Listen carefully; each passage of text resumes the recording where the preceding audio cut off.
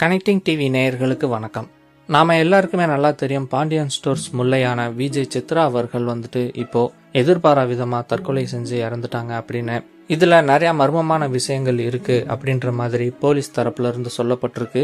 அதாவது விஜய் சித்ரா அவர்கள் நள்ளிரவு 2:30 மணி அளவுல தற்கொலை பண்ணியிருக்காங்க அப்படின்னு சொல்றாங்க.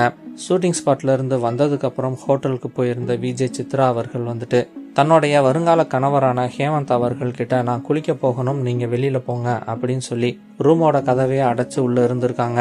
ரொம்ப நேரம்க்கு அப்புறம் தான் ஹேமந்த் அவர்கள் என்ன கதவை இன்னும் திறக்காம இருக்காங்க அப்படின்னு சொல்லிட்டு திறந்து பார்த்திருக்காங்க. உள்ள கூடி லாக் ஆயிருந்ததுமே ஹோட்டல் ஊழியர்கள் கிட்ட இருக்கிற அல்டர்னேட்டிவ் சாவியை வச்சு திறந்து பார்த்திருக்காங்க. அதுல அவங்க சடலமா தூக்குல தொங்கிட்டு இருந்ததை பார்த்து ரொம்பவே அதிர்ச்சி ஆயிட்டாங்க.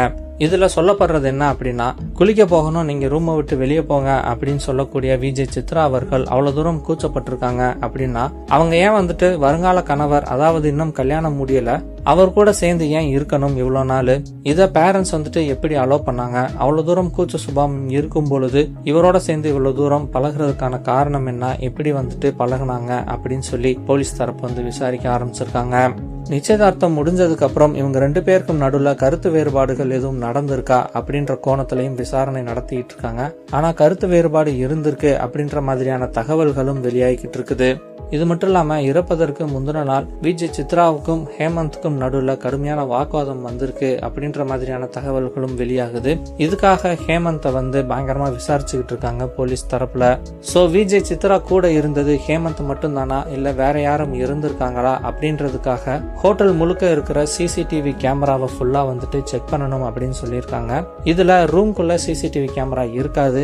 ஆனா அந்த ரூம் இருக்கிற பிளாக், அதே மாதிரி என்ட்ரன்ஸ், ரிசப்ஷன் அப்படின்னு சொல்லிட்டு இருக்கிற எல்லா இடத்துலயுமே யாராவது சந்தேகப்படுற மாதிரியான நபர் இருக்காங்களா, போயிருக்காங்களா அப்படின்ற கோணத்திலையும் சிசிடிவி கேமரா ஃபுல்லா செக் பண்ணிக்கிட்டு இருக்காங்க அப்படின்னு சொல்லிட்டு தகவல்கள் வெளியாகுது. இது மட்டும் இல்லாம ஷூட்டிங் ஸ்பாட்ல இருந்து வந்ததுக்கு அப்புறம் தான் இந்த மாதிரி நடந்திருக்கு அப்படின்றதுனால லேட் நைட்ல வந்திருக்காங்க அப்படின்னா கண்டிப்பா வேலை ஸ்ட்ரெஸ்ஸும் அதிகமா இருக்கிறதுக்கு வாய்ப்பு இருக்கு. ஒருவேளை ஒர்க் ஸ்ட்ரெஸ்னாலதான் இந்த மாதிரி எடுத்துக்கிட்டாங்களா, இல்ல வேற என்ன மாதிரியான டிப்ரெஷன் அவங்களுக்கு இருந்திருக்கு அப்படின்னு சொல்லிட்டு போலீஸ் தரப்புல விசாரணை நடத்திட்டு இருக்காங்க.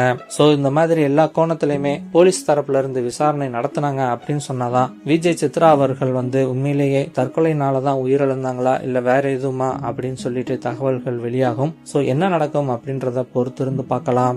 இவங்களுடைய உடல் கீழ்ப்பாக்கத்துல இருக்கிற அரசு மருத்துவமனையில பிரேத பரிசோதனைக்காக அனுப்பிச்சிருக்காங்க. அங்க இவங்களுடைய குடும்பத்தினர் மட்டும் இல்லாம சீரியல் நடிகர்கள், நடிகைகள் சொல்லிட்டு எல்லாருமே அவங்களுடைய குடும்பத்துக்கு இரங்கல் தெரிவிச்சுக்கிட்டு இருக்காங்க. அதே மாதிரி விஜய் சித்ரா அவர்களுடைய ரசிகர்களும் சோசியல் மீடியால ஃபுல்லா அவங்களுக்காக இரங்கல் தெரிவிச்சுக்கிட்டு இருக்காங்க.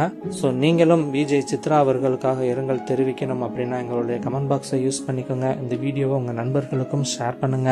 கனெக்டிங் டிவியோட அப்டேட்ஸ் எல்லாம் தெரிஞ்சுக்கிறதுக்கு சப்ஸ்கிரைப் பண்ணி கூடவே நோட்டிபிகேஷன் பெல்லையும் கிளிக் பண்ணிருங்க. இதுவரைக்கும் கனெக்டிங் டிவிக்கு சப்ஸ்கிரைப் பண்ணனா மறக்காம சப்ஸ்கிரைப் பண்ணிக்கங்க. உடனடி அப்டேட்ஸ் பெறுவதற்கு நோட்டிபிகேஷன் பெல்லையும் கிளிக் பண்ணிக்கங்க.